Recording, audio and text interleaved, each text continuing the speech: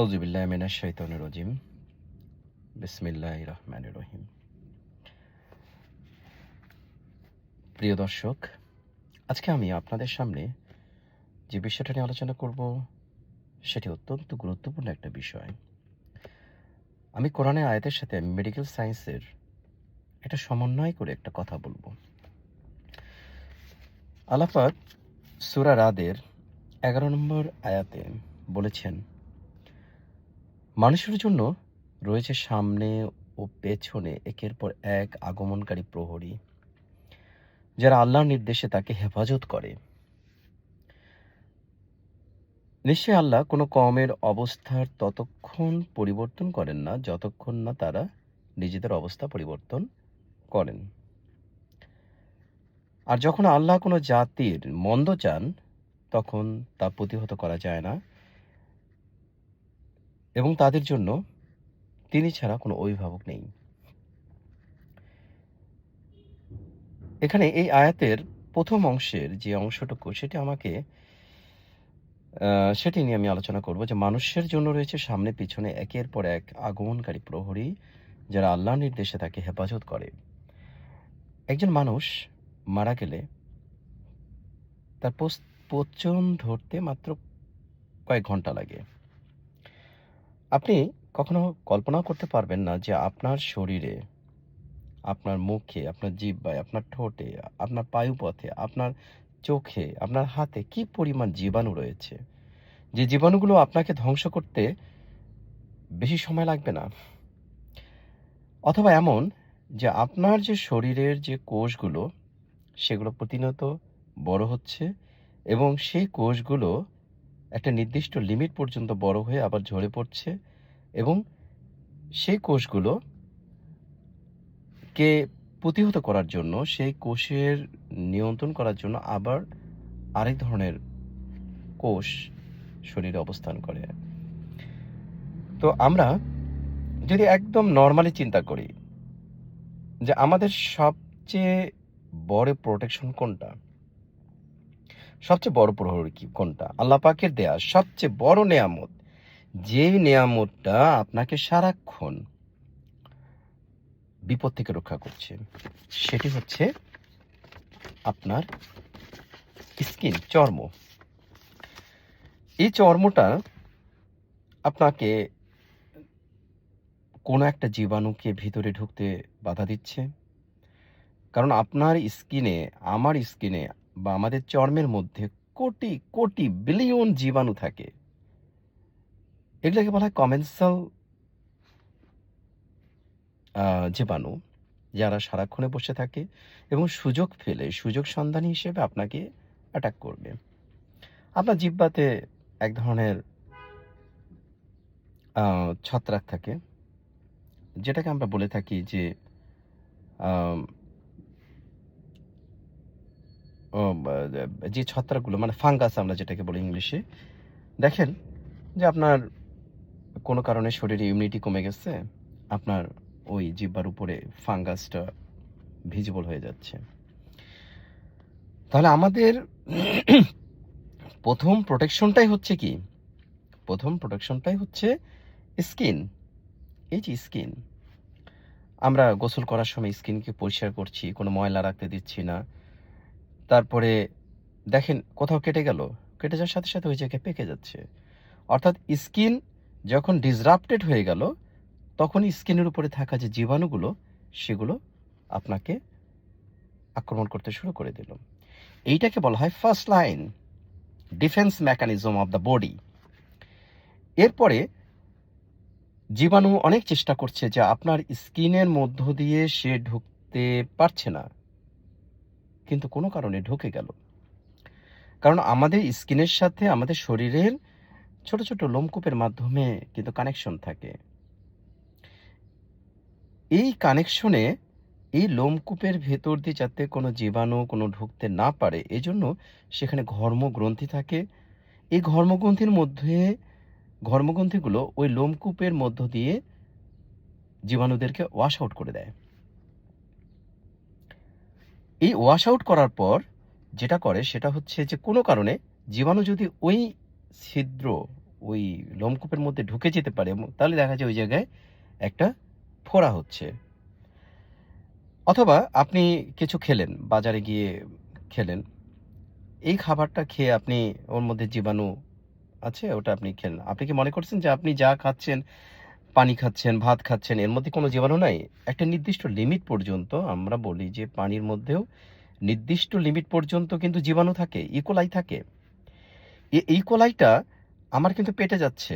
এই first line ডিফেন্সের একটা পার্ট হচ্ছে স্টোমাক। স্টোমাকের মধ্যে যে অ্যাসিড থাকে, অ্যাসিড কিন্তু এই জীবাণুটাকে পুড়ে ফেলছে। তাহলে দেখুন আল্লাহ পাক বলছে যে আমি সামনে পিছনে সব জায়গায় প্রহরী রেখেছি। তাহলে স্টোমাকের যে অ্যাসিড, সেই অ্যাসিড কিন্তু কি করছে? জীবাণুটাকে মেরে ফেলছে। শুধু তাই না, এখানে আরও অনেক ঘটনা আছে, এগুলো আসলে অল্প সময়ের মধ্যে আমি বলতে পারবো না।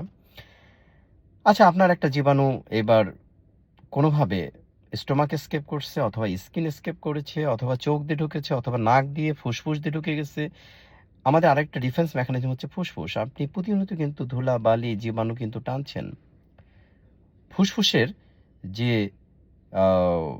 লেয়ার, বাহিরে যে লেয়ার, সেখানে সবসময় প্রহরী থাকে, যেন এই জীবাণুটা কোনোভাবে রক্তের মধ্যে ঢুকতে না পারে। এখন কোনোভাবে এই জীবাণু শরীরের মধ্যে ঢুকে গেল, আপনি অসুস্থ ফিল করছেন, জ্বর ফিল করছেন। কেন করছেন? কারণ এই জীবাণুটা যখন এর ভেতরে ঢুকে গেল, তখন এই জীবাণুকে ধরার জন্য, তাকে মারার জন্য আমাদের কিছু সেকেন্ড লাইন ডিফেন্স সিস্টেমটা অ্যাক্টিভেট হয়ে যায়। আমাদের শরীরে রক্তের মধ্যে কিছু সেল আছে, যেগুলোকে আমরা বলে থাকি যে লিউকোসাইট, তারপর ম্যাক্রোফেজ, নিউট্রোফিল, ইসনোফিল। এই ধরনের এই যে সেলগুলো, এই সেলগুলো করে কি, তারা অ্যাক্টিভেট হয়ে যায়। এটাকে আমরা বলে থাকি ইনেট ইমিউনিটি, অর্থাৎ আপনি জন্মগতভাবেই আল্লাহ প্রদত্ত এক ধরনের ইমিউন সিস্টেম বা এক ধরনের প্রোটেকশন সিস্টেম কিন্তু পেয়ে গেছেন, যেটার মধ্যে নিউট্রোফিল, ইসনোফিল, বেসোফিল, এরকম এটা তো আমরা সুপারফিশিয়াল কথা বলছি। এর বাইরেও আরও অনেক ধরনের ইমিউন সিস্টেমের অনেকগুলো পার্ট আছে, যারা আপনার শরীরকে সারাক্ষণ পাহারা দিচ্ছে জীবাণু থেকে রক্ষা করার জন্য। শুধুমাত্র ওই যে আপনি চিন্তা করতেছেন আপনি পড়ে যাচ্ছেন, সেখান থেকে আপনাকে ফেরেশতা রক্ষা করতেছে। আপনি ভাবতেছেন যে গাড়িতে যাচ্ছেন, এগুলা তো আছেই। কিন্তু আপনার বডিটাকে আপনি চিন্তা করেন, এই বডিটাকে আল্লাহ পাক কিভাবে সারাক্ষণ আপনাকে রক্ষা করছেন জীবাণুর হাত থেকে। কারণ একটা জীবাণু আপনাকে মেরে ফেলার জন্য যথেষ্ট। একটা টাইফয়েড হলো, আপনি চিকিৎসা না করলে ২ সপ্তাহে মারা যেতে পারেন। আপনার শরীরে কলেরা জীবাণু ঢুকলো, আপনি ট্রিটমেন্ট না করলে ১ দিন, ২ দিন, ৩ দিনের মধ্যেই মারা যাবেন।